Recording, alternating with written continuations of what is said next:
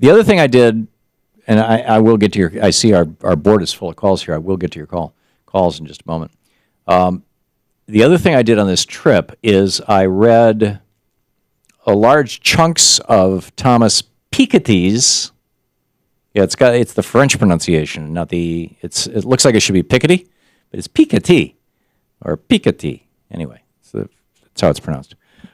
New book about capital, and it's sort of our generation's version of Das Kapital. Only he trashes Marx pretty good too. This is no Marxist tome. But here, let me boil the entire book down, and this is not to say you shouldn't buy it and read it, because I think you should, and we're trying to get him on as a guest, in fact. But I think that in terms of analysis, his analysis is absolutely brilliant, and you can boil it down to a very, very simple thing. If you look at the history of capital, now capital is wealth. It's not income. The paycheck you get at the end of the week is not capital as long as you're spending it, it's not capital, it's wealth. Excuse me, it's not capital or wealth, it's income. Right? It's just money. If you buy land with it, if you buy gold with it, if you buy anything that's negotiable, presumably, if you buy stocks and bonds with it, if you put it in a banking account, then it becomes wealth. You with me so far? Now, there are the vast majority of us, and I count myself among this category. My total income last year from money as a capitalist was probably a little over $1,000. I'm a lousy capitalist, lousy investor. In fact, I might have even lost money last year. Maybe that was the year before last. But I do get a paycheck. So I'm not a capitalist. I'm an entrepreneur. I mean, I get a paycheck from a company that I own. But that doesn't make me a capitalist. That makes me an entrepreneur. There's a difference. With me so far? Okay. So I don't earn my income from wealth. I don't make my living from money. I make my living by talking on the radio to you or the television, and by talking on the television at night, and by writing books. Every 3 or 4 months I get a check in the mail from, they all go through my agent. So, from various publishers for royalties for various books that I've written over the years.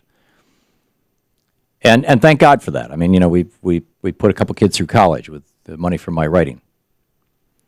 But the fact of the matter is that I am, by definition, part of the working class, not part of the capital class, because I earn all of my living from the sweat of my brow, right, from the work of my brain and my body. Now, there are other people, the kind of Mitt Romney, Paris Hiltons of the world, Warren Buffetts of the world, who earn their money using money. They invest money, and that money produces a return. Those people are called capitalists. They make their money off capital rather than off labor. I mean, there's somebody else's labor involved, but they're making their money off capital. And they're a relatively small percentage of our national, of us. They are, certainly fewer than 3 million people, because they're fewer than the 1%. It's a fraction of the 1% who make their money exclusively through money rather than drawing a salary. So what Piketty says in his book is basically that wealth has always produced a return of between 5 and 8%, typically 7 to 8% year after year after year, going all the way back 1,000 years. When you invest wealth, you make a good, steady return. Even when the market crashes, there are times when there are hiccups, but when the market crashes, you have these incredible buying opportunities, and so your wealth, massively increases in future years.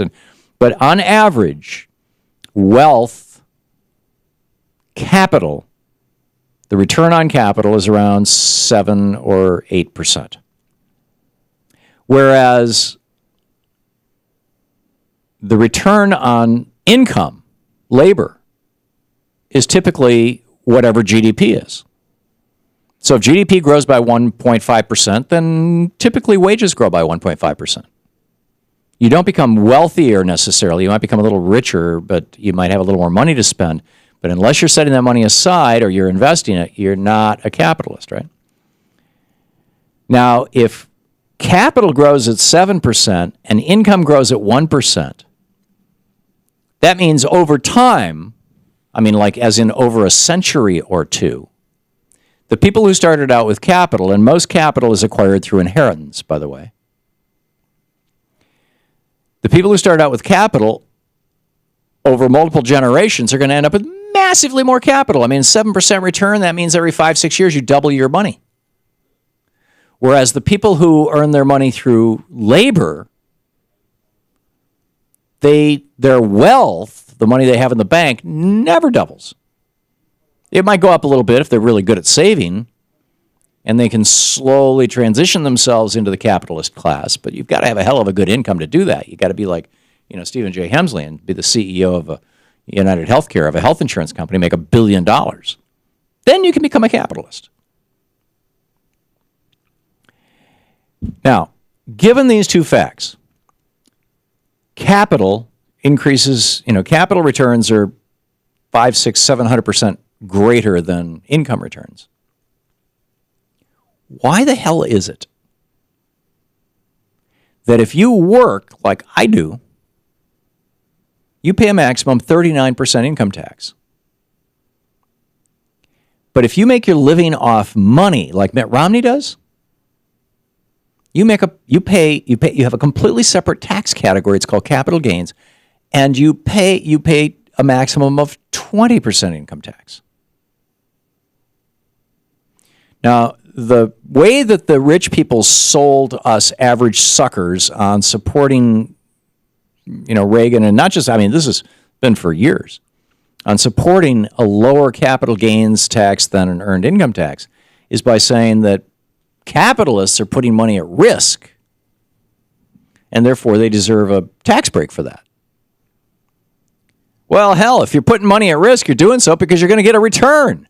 And in fact, the greater the risk, the greater the return. Why should you get a better tax deal? So what Picketty argues, he ends up the book, arguing for a national wealth tax, an international wealth tax.